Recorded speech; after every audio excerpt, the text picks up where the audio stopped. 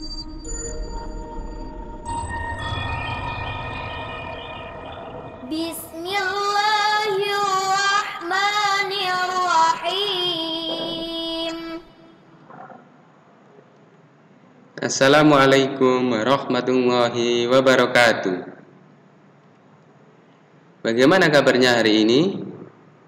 Alhamdulillah, kita masih diberikan kesehatan oleh Allah Subhanahu wa taala sehingga kita bisa mengikuti pembelajaran US Ilmu Pengetahuan Sosial. Apakah kalian sudah siap belajar? Jika sudah siap belajar, simak dengan baik video berikut ini. Materi hari ini yaitu tentang peran Indonesia dalam negara ASEAN.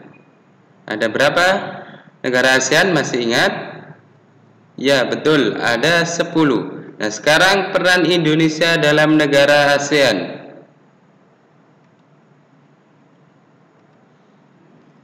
ASEAN merupakan salah satu kerjasama regional di kawasan Asia Tenggara yang biasa disebut sebagai Perbara.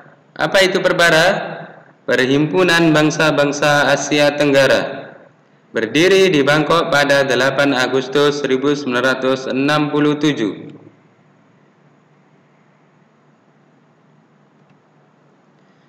Peran Indonesia di ASEAN antara lain adalah, yang pertama di bidang ekonomi, yang kedua di bidang politik,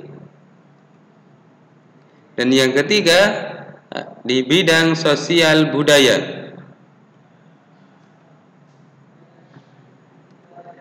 Nah, sekarang ke peran Indonesia di ASEAN dalam bidang ekonomi. Apa saja? Yang pertama, menyelenggarakan proyek industri seperti pabrik pupuk urea di Aceh. Dan yang kedua, kawasan perdagangan bebas ASEAN yang disebut AFTA. Dan yang ketiga, pembukaan pusat promosi ASEAN. Dan yang keempat yaitu koperasi ASEAN. Yang selanjutnya yaitu peran Indonesia di ASEAN di dalam bidang politik. Yang pertama, menjadi penengah dalam konflik Kamboja dan Vietnam. Dan yang kedua, penyelenggara KTT ASEAN yang pertama. Apa itu KTT? KTT adalah konferensi tingkat tinggi. Nah, biasa disebut dengan KTT. Dan yang ketiga yaitu pengiriman duta dan konsulat. Dan yang keempat, perjanjian kawasan bebas nuklir.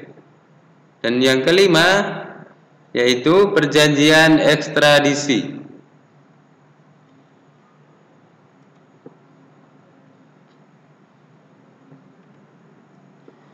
Yang selanjutnya yaitu peran Indonesia di ASEAN dalam bidang sosial budaya. Yang pertama, aktif dalam pertukaran pelajar.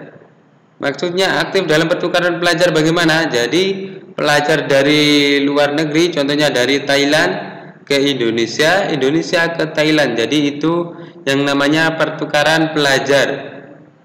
Dan yang kedua yaitu memberikan bantuan kemanusiaan seperti bencana alam dan lain sebagainya. Dan yang ketiga,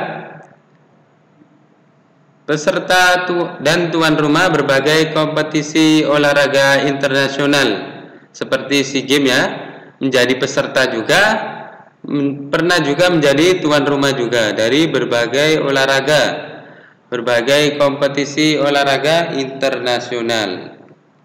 Dan yang keempat yaitu peserta dan tuan rumah berbagai kompetisi ilmu pengetahuan, menjadi peserta juga, menjadi tuan rumah juga untuk kompetisi ilmu pengetahuan, entah itu kompetisi matematika dan lain sebagainya. Dan yang kelima yaitu pelaksanaan ASEAN Youth Camp yang bermanfaat menjalin rasa kekeluargaan dan kebersamaan antara pemuda ASEAN.